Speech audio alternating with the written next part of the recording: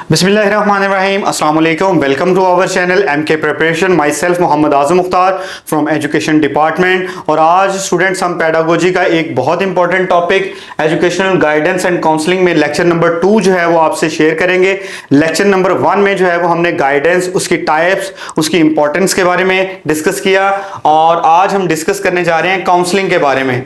Counselling क्या होती है? Counselling it is conducted by professionally trained people. Counsellor, counselling जो है ये इसको प्रोफेशनली ट्रेन्ड पीपल जो है वो ही कंडक्ट करते हैं। एजुकेशनल गाइडेंस की तरह इसमें बिल्कुल नहीं है कि जो भी एक्सपीरियंस पर्सन होता है वो गाइड कर सकता है, लेकिन काउंसलिंग हर शख्स नहीं कर सकता। काउंसलिंग वही शख्स कर सकता है जो कि प्रोफेशनली ट्रेन्ड है, जिसने इसके लिए ट्रेनिंग ली हुई है। आफ्टर ट्रेनिंग उसको सर्टिफिकेट मिलता है। सर्टिफिकेट मिलने के बाद वो अपने क्लिनिक में जो है वो काउंसलिंग जो है वो लोगों की करता है। सेकेंड है इसमें, it is a process that occurs between two individuals, counsellor and counsellor. ये एक ऐसा प्रोसेस है जिसमें दो शख्स होते हैं, एक काउंसलर होता है और एक काउंसली होता है। जो आपकी मशावरत जो है वो जिससे आप करते हैं, जो आपकी एंजाइटी डिसऑर्डर, आपकी जो है वो डिप्रेशन को दूर करने के लिए आपकी काउंसलिंग करता है, उसको काउंसलर कहते हैं। और जिसकी प्रॉब्लम को आप हल कर रहे हैं, मेंटल इश्यूज को रिजॉल्व करने में उसकी हेल्प आउट कर रहे हैं, वो बंदा जो आपके पास आया है उसको हम कहते हैं counselling. It take place in professional clinical setting. जैसे मैंने आपको पहले बताया कि ये प्रोफेशनली जो है वो ट्रेन पीपल ही कंडक्ट करते हैं और इसको बाकायदा तौर पे क्लिनिक में जो है वो इसको कंडक्ट किया जाता है।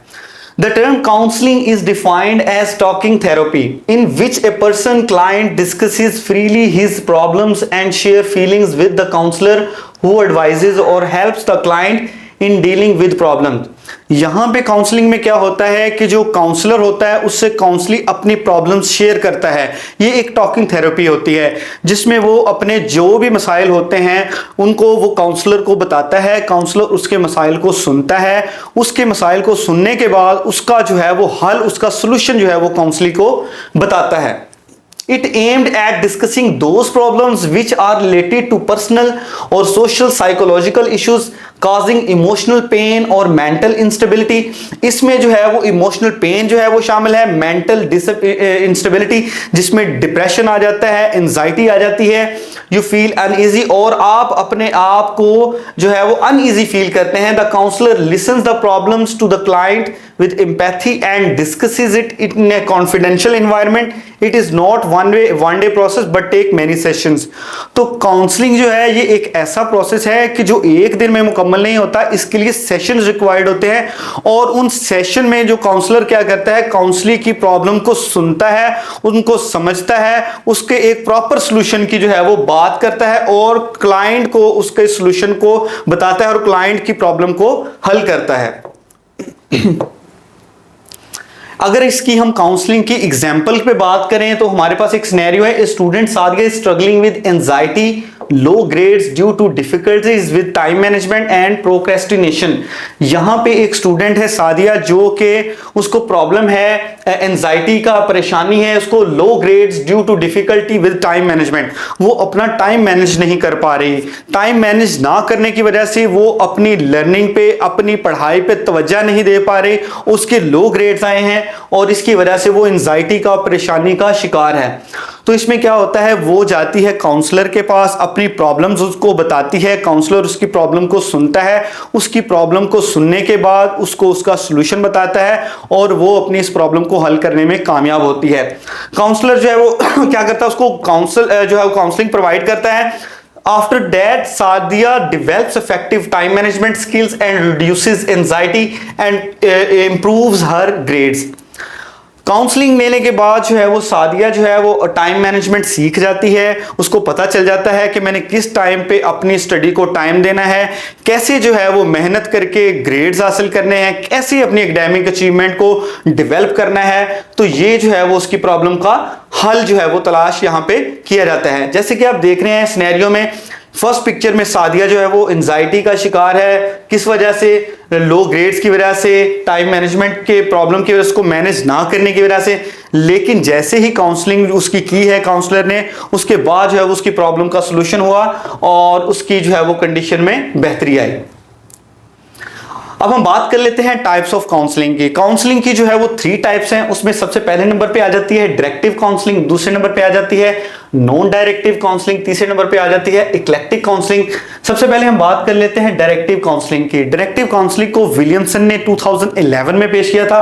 पेपर में बहुत बार ये पूछा जाता है कि डायरेक्टिव काउंसलिंग को किसने पेश किया था, तो ये आप आंसर बता सकते हैं उसका, विलियमसन ने इसको 2011 में पेश किया था। उसके बाद है non directive counselling. Non directive counselling को कार्ल रॉजर ने 1940 में पेश किया था।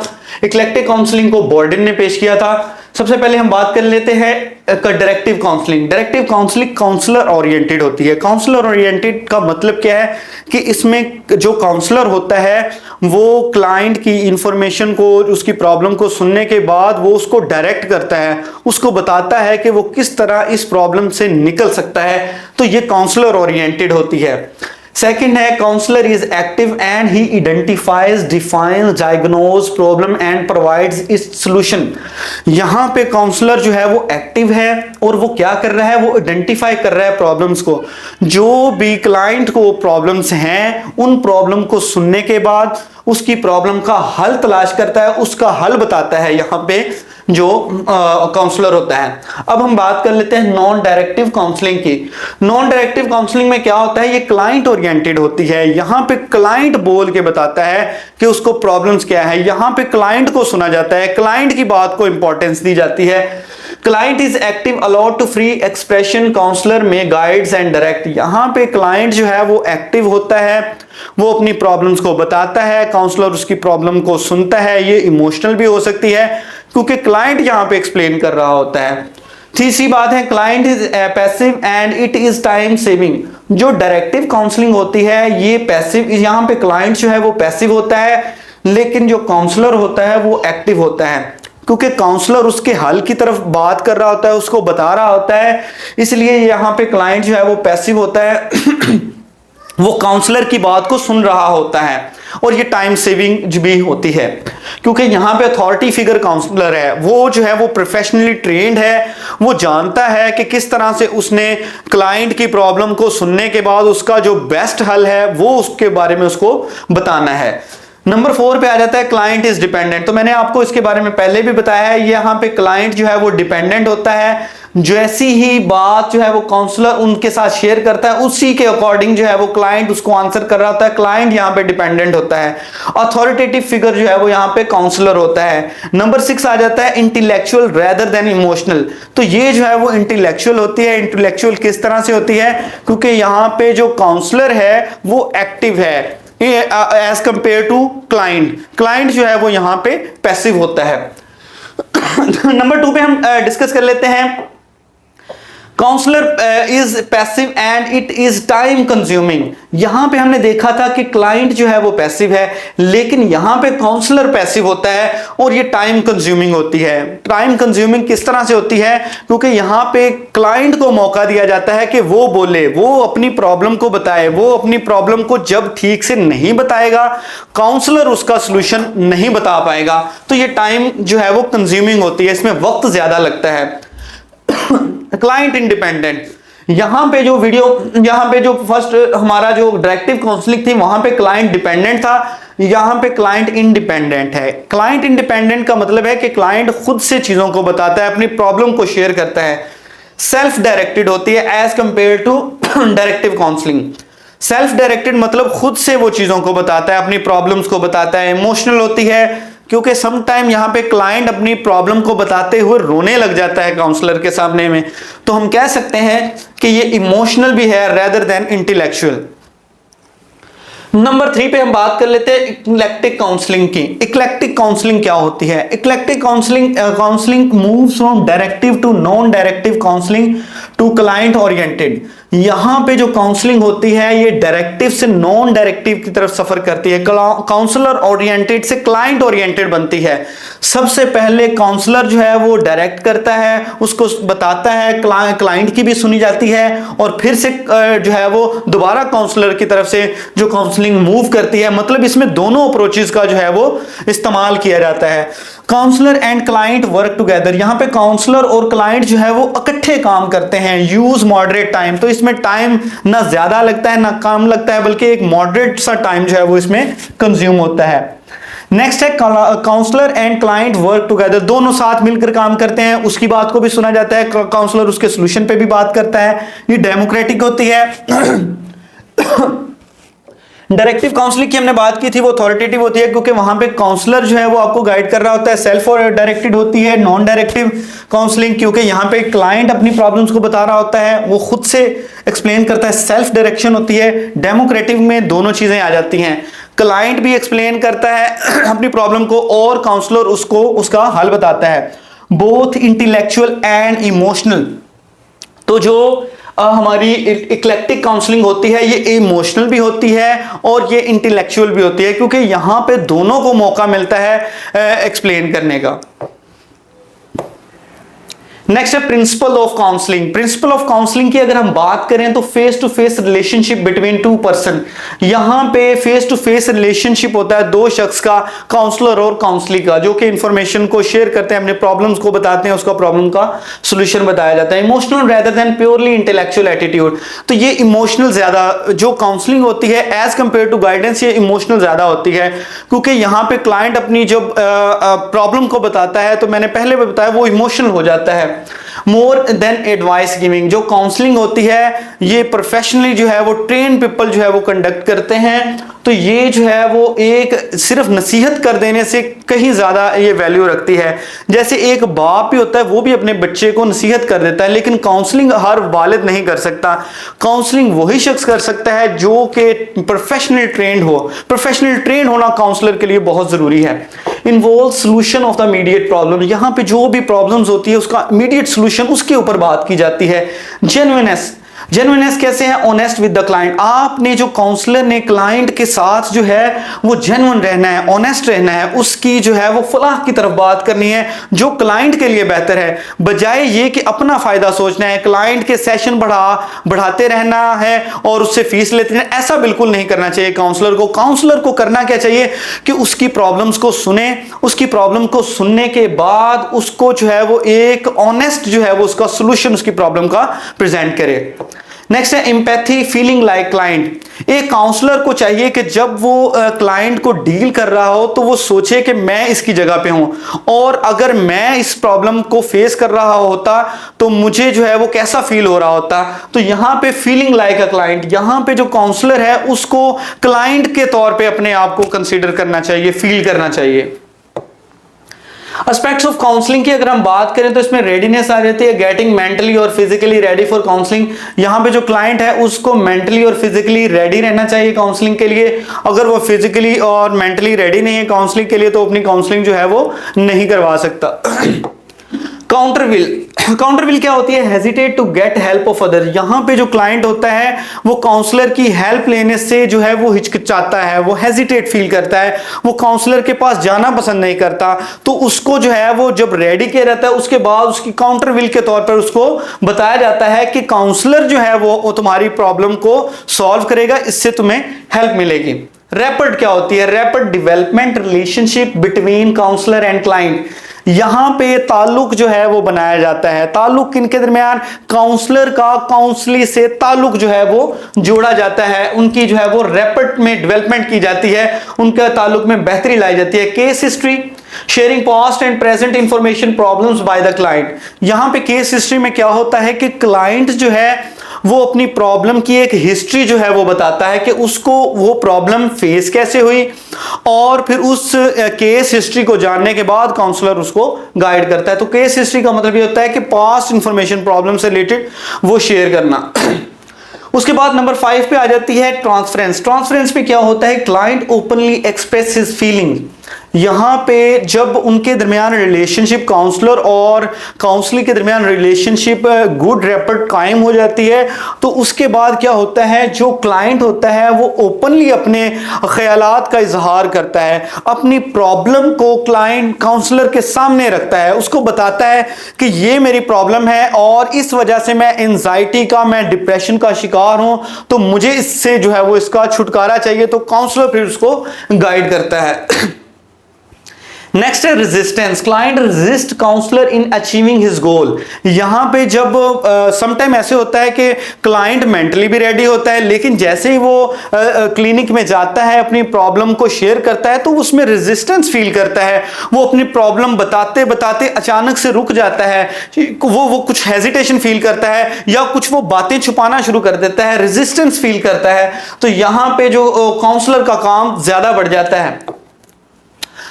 Counter interference, counter transference, sorry, client express feelings under counsellor influence. यहां पे क्या होता है कि जब क्लाइंट इंफॉर्मेशन को छुपाना शुरू कर देता है, तो क्लाइंट जो काउंसलर उसका काम इस तरह से बढ़ता है कि वो डिफरेंट मेथड्स, अपनी प्रोफेशनल ट्रेनिंग को जो उसने ली होती है, उनके जरिए से डिफरेंट मेथड्स को यूटिलाइज करता है, और क्लाइंट से उसकी जो फीलिंग्स है जिनको वो छुपा रहा होता है, उसको मालूम करने की कोशिश करता है। फिर क्लाइंट जो है वो अपनी फीलिंग्स का इजहार करता है। इसको बोलते हैं counter transference. Role of ethical codes and rules, role of ethical codes and rules को जो है वो कौन बताते हैं, इनके बारे में एक्सप्लेन करती है एपीसी। एपीसी क्या होती है?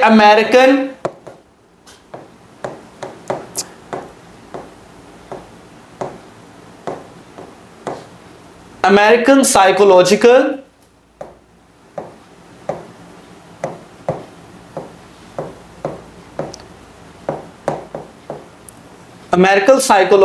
Counselling, American psychological counselling and American psychological association. ये क्या करती है? Role of ethical codes and rules जो है ये कंडक्ट करती है, ताकि काउंसलिंग को कंडक्ट किया जा सके। इसमें ethical rules guide counsellor what he can do and what he can not do. इसमें काउंसलर को बताया जाता है कि वो क्या कर सकता है, किन मेथड्स को उनको यूटिलाइज करना चाहिए, ताकि काउंसलिंग की जो है वो काउंसलिंग की जा सके, उसकी प्रॉब्लम को सॉल्व किया जा सके। Consider the client welfare. तो एथिकल कोड्स में ये बात आती है कि क्लाइंट की वेलफेयर का आपने ख्याल रखना है, क्लाइंट को फायदा पहुंचाना है, उसकी फलाह के ऊपर बात करनी है। Information exchange about counselling procedure with the client. जो भी आपको इंफॉर्मेशन क्लाइंट की प्रॉब्लम के हवाले से मिली है काउंसलर को चाहिए कि उन इंफॉर्मेशन के बदले में उसको उसका सॉल्यूशन बताए, वो जो इंफॉर्मेशन है उसके साथ शेयरिंग करे। तो यहां पे इंफॉर्मेशन का एक्सचेंज होना चाहिए। Confidentiality of the information of the client, client जो भी इंफॉर्मेशन आपको देता है उसकी इंफॉर्मेशन को कॉन्फिडेंशियल रखना एक काउंसलर की जिम्मेदारी है, ना कि उसकी इंफॉर्मेशन को लोगों तक पहुंचा दिया जाए। उसकी इंफॉर्मेशन को कॉन्फिडेंशियलिटी उसकी जो हो उसका पास रखना एक जो काउंसलर की जिम्मेदारी है। नंबर 5 है avoidance of any sexual relationship. Ethical principal of counselling, इसमें जो है वो ऑटोनॉमी आ जाती है। Autonomy, respect client independence. यहां पे जो है वो क्लाइंट की इंडिपेंडेंस का आपने उसका जो है वो एहतराम करना है। Veracity, be truthful with the client, client के साथ आपने जो है वो सच्चे रहना है। जो भी प्रॉब्लम है उसको उसकी प्रॉब्लम को सुनने के बाद उसका सोल्यूशन बताना है कि तुम्हारी ये प्रॉब्लम है, इसका सोल्यूशन ये है, तुम ऐसे काम करके अपनी प्रॉब्लम से जो है वो निजात हासिल कर सकते हो, या उसकी प्रॉब्लम से उसको निजात नहीं मिल सकती। जो भी इंफॉर्मेशन काउंसलर के माइंड में आती है, काउंसलर की जो प्रॉब्लम को सुनने के बाद वो जो है वो उसको ट्रूथफुली उसको गाइड करना चाहिए काउंसलर को। Beneficence, benefit the client, client को बेनिफिट दे, क्लाइंट को फायदा पहुंचाए, ये काउंसलर की जिम्मेदारी है। Justice, be fair to the client, client के साथ जो है वो इंसाफ करे, क्लाइंट के साथ जो है वो इंसाफ करना है। क्लाइंट के साथ जो है वो बदनीति से जो है वो उसके काम नहीं करना। जो भी इंसाफ है उसकी जो उसकी प्रॉब्लम है उसके साथ इंसाफ करना है, उसकी प्रॉब्लम को हल करना है, ताकि क्लाइंट जो है वो उसकी ज़्यादा से ज़्यादा जो है वो रिलेशनशिप जो है वो काउंसलर के साथ उसकी बेहतर जो है वो की जा सके। इनफिडेलिटी, फिडेलिटी की बात करें, be faithful to the client, client के साथ आपने वफादार रहना है। तो ये एथिकल प्रिंसिपल थे काउंसलिंग के। नेक्स्ट हम डिस्कस करेंगे गाइडेंस एंड काउंसलिंग में फर्क क्या है। गाइडेंस जो है वो एक ब्रॉडर टर्म है एज कंपेयर टू काउंसलिंग। तो सबसे पहले हम इसकी थोड़ी सी डेफिनेशन पे बात कर लेते हैं। Guidance refers to an advice और relevant piece of information provided by a superior to resolve problem to overcome from difficulty. Guidance में क्या होता है कि जो भी प्रॉब्लम है उसको उसके हवाले से एडवाइस दी जाती है ताकि उस प्रॉब्लम को ओवरकम किया जा सके, उसका सॉल्यूशन ढूंढा जा सके। जबकि counselling refers to the professional advice given by the counsellor to an individual to help him to overcome from personal और साइकोलॉजिकल प्रॉब्लम। काउंसलिंग जो है, गाइडेंस जो है वो किसी स्टूडेंट को उसके करियर पाथ में जो है वो हेल्प आउट कर सकती है, लेकिन जो काउंसलिंग होती है वो कोई भी स्टूडेंट है जिसको कोई मेंटल इशू है, उसको एंजाइटी है, उसको जो है वो डिप्रेशन है, उस मेंटल इशू को किस तरह रिजॉल्व किया जाए, किस तरह क्लिनिकल सेटिंग में उसको हल किया जाए। काउंसलर उसकी प्रॉब्लम को सुनेगा, फिर उसका सॉल्यूशन बताएगा। तो ये सारी चीजें काउंसलिंग में आ जाती हैं। उसके बाद बात करते हैं अप्रोच की। तो जो गाइडेंस की अप्रोच है वो कंप्रीहेंसिव है। यहां पे aims to consider multiple aspects of an individual life including academic, personal, social and vocational development. तो यहां पे जो सारे जो ये मल्टीपल एस्पेक्ट्स जो आ जाते हैं, इसमें एकेडमिक, पर्सनल, सोशल, ये सारी चीजें जो है वो इंक्लूडेड होते हैं। वोकेशनल में जो है वोकेशनल डेवलपमेंट में उसके शोबे के हवाले से गाइडेंस आ जाती है कि वो कौन सा शोबा जो है वो चूज करे। इन डेप्थ जो काउंसलिंग की अप्रोच है वो इन डेप्थ है, इसमें ज्यादा गहराई में जाकर सोचा जाता है। Focus on exploring individual inner world. जो काउंसली है, जो क्लाइंट है, उस वो अंदर से क्या फील करता है, वो अपनी प्रॉब्लम को कैसे एक्सप्लेन करे, कैसे वो उसको ट्रीट करता है, अपनी फीलिंग्स को, अपने थॉट्स को किस तरह एक्सप्रेस करता है, अपने एक्सपीरियंसेस को इन डेप्थ में जाके काउंसलर को उसको सुनना पड़ता है उसको रिजॉल्व करने के लिए। तो इसकी जो अप्रोच है वो जो है वो इन डेप्थ है काउंसलिंग की, और गाइडेंस की जो अप्रोच है वो कंप्रीहेंसिव है। एक्सट्रोवर्ट है guidance. Extrovert focuses on external factors, external factors पे बात करती है, उसमें एनवायरनमेंट आ जाता है, सोशल उसकी इंटरेक्शन आ जाती है, उसका बिहेवियर आ जाता है। ये जो सारी चीजें हैं ये एक्सट्रोवर्ट में आ जाती हैं। इंट्रोवर्ट में इंफसाइज ज्यादा ताकीद की जाती है इंडिविजुअल की इंटरनल प्रोसेस पे, उसकी इमोशंस पे, उसकी मोटिवेशन पे। नेक्स्ट एस्पेक्ट्स की बात कर लेते हैं। एज मैनी एस्पेक्ट्स, जो गाइडेंस है उसके बहुत से जो है वो पहलू होते हैं, लेकिन जो काउंसलिंग है one aspect of guidance, guidance का हिस्सा है। काउंसलिंग जो है वो गाइडेंस का हिस्सा है, गाइडेंस काउंसलिंग का हिस्सा नहीं है। नेक्स्ट है व्हाट इट डज। गाइडेंस क्या करती है? It assist the person in choosing the best alternate. जो भी आपके पास सोल्यूशन है उसमें से बेस्ट जो है वो सोल्यूशन को चूज करना। It tends to change the perspectives to help him to get the solution by himself और हरसेल्फ। यहां पे जो भी काउंसली है उसकी प्रॉब्लम को सुनने के बाद उसका सोल्यूशन बताना ताकि उसकी प्रॉब्लम को हल किया जा सके। Next deals with. गाइडेंस जो है वो डील करती है education and career related issues. जो गाइडेंस के जो इश्यूज हैं वो करियर रिलेटेड हैं, एजुकेशन से रिलेटेड इश्यूज हैं, जबकि जो काउंसलिंग है उसके जो इश्यूज हैं वो पर्सनल हैं, साइकोलॉजिकल इश्यूज हैं, उनको कैसे डील करना है। Provided by. गाइडेंस कौन प्रोवाइड करता है? An superior to expert. जो भी सुपीरियर बंदा है वो एक्सपर्ट बंदा है, वो जो है लोअर पर्सन को गाइड कर सकता है, उसको बता सकता है कि तुमने किस तरह से अपने प्रॉब्लम को सॉल्व करना है। लेकिन अगर हम बात करते हैं काउंसलिंग की, तो एक ऐसा शख्स ही जो है काउंसलिंग कर सकता है जो कि प्रोफेशनल हो, जिसने जो है वो उसकी ट्रेनिंग ली हो, वही पर्सन जो है वो काउंसलिंग कर सकता है। प्राइवेसी की अगर हम बात करें तो गाइडेंस जो होती है वो ओपन होती है, लेस प्राइवेट होती है, किसी भी जगह पे ओपन प्लेसेस पे भी दी जा सकती है। लेकिन जो काउंसलिंग होती है वो कॉन्फिडेंशियल होती है, अमूमन जो है वो क्लिनिक्स वगैरह में ही जो है वो काउंसलर कंडक्ट करते हैं। नेक्स्ट है सेटअप में be given in normal setup. Normal setup में जैसे मैंने आपको पहले बताया कि कहीं भी गाइडेंस जो है वो गाइड किया जा सकता है। मेंटोर एक टीचर स्टूडेंट को, किसी भी इंडिविजुअल को गाइड कर सकता है। रिक्वायर स्पेशल सेटअप रूम, ये इसके लिए काउंसलिंग के लिए स्पेशल सेटअप रूम्स जो है वो तमीर किए जाते हैं, वहां पे ही ये कंडक्ट की जाती है। Deals with intellectual attitude. Guidance जो है वो इंटेलेक्चुअल एटीट्यूड्स के से डील करती है, जबकि काउंसलिंग जो होती है वो पर्सनल और सोशल इश्यूज को डील करती है।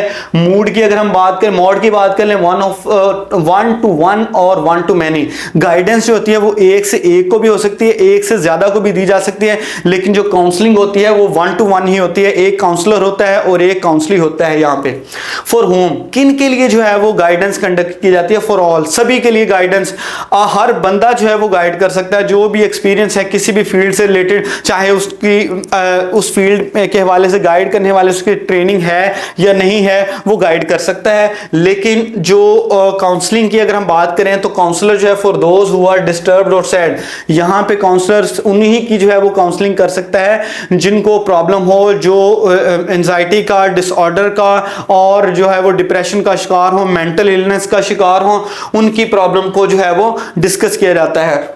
डन वेयर, कहाँ जो है वो कंडक्ट की जाती है guidance? Usually done in school and college, guidance जो है वो यूजुअली स्कूल्स में या फिर एजुकेशनल इंस्टीट्यूट, कॉलेजेस, यूनिवर्सिटीज में कंडक्ट की जाती है। जबकि अगर हम बात करें इसकी काउंसलिंग की तो usually done outside the school and college, counselling जो है वो स्कूल और स्कूल से जो है वो बाहर जो है वो कंडक्ट की जाती है। Thank you so much viewers, अगर आपको वीडियो अच्छी लगे तो वीडियो को लाइक कर दीजिएगा, चैनल को सब्सक्राइब कर दीजिएगा। इंशाल्लाह नेक्स्ट वीडियो में आपसे मिलते हैं, तब तक के लिए अल्लाह हाफिज।